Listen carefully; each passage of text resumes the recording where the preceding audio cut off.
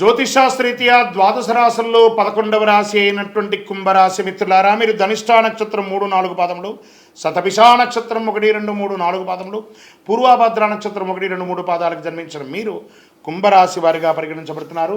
2025 August నెల మీకు శుభాశుభ ఫలితాలు ఎలా ఉన్నాయంటే, 7.5 7.5 సరి ఏళ్ళనాడు శని 3వ దశలో ఉన్నారు. మీరు తీవ్రంగా ఉన్న కాస్త మిశ్రమ ఫలితాన్ని కూడా ఇస్తున్నారు. సగటు కంటే కాస్త మెరుగ్గా ఉంటుంది. ఉద్యోగులకి అధికారుల దండలు ఉంటాయి. నిరుద్యోగులకి దూర ప్రాంతాల్లో ఉద్యోగం దొరికే అవకాశాలు ఉన్నాయి. వృత్తి వ్యాపారాలు లాభసాటిగా సాగుతాయి. ప్రయాణాల వల్ల ఆర్థిక లాభాలు ఉంటాయి. రావాల్సిన డబ్బు చేతికి అందుతుంది. మొండి బాకీలు కూడా వసూలు అవుతాయి.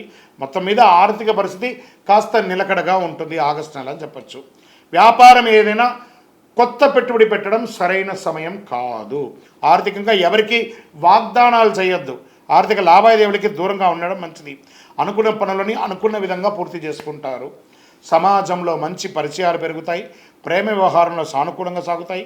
పెళ్లి ప్రయత్నాలు కూడా నూతన వివాహానికి సిద్ధంగా స్త్రీ పురుషులు ఇరువురు కూడా వివాహమయ్యే అవకాశాలు ఉన్నాయి. వ్యక్తిగత సమస్యలు చాలా వరకు కూర్చొని మాట్లాడుకోవడం వల్ల తగ్గుముఖం పడతాయి. ఆరోగ్యం నిలకడగా సాగుతుంది. మాస ద్వితీయంలో కొన్ని ఇబ్బందులను ఎదుర్కోవాల్సిన స్థితులు ఉన్నాయి. జాగ్రత్త. కొన్నిసార్లు కొన్ని సవాళ్ళ నుంచి కూడా మీరు పాఠాలు నేర్చుకుంటారు. ఈ సమయం భవిష్యత్తుకు మీరు చాలా ముఖ్యమైన రుజువు చేసుకుంటారు. ఈ సంక్షోభ సమయంలో మీ ప్రియమైన వారితో వాస్తవికంగా ఉండండి. మీ భవిష్యత్తులో ముఖ్యమైన నిర్ణయాలు తీసుకోవడం సులభం చేస్తుంది. కుటుంబ సమస్యలు పరిష్కారం అయ్యేటప్పుడు ఇతరుల యొక్క జోక్యం చేయకండి.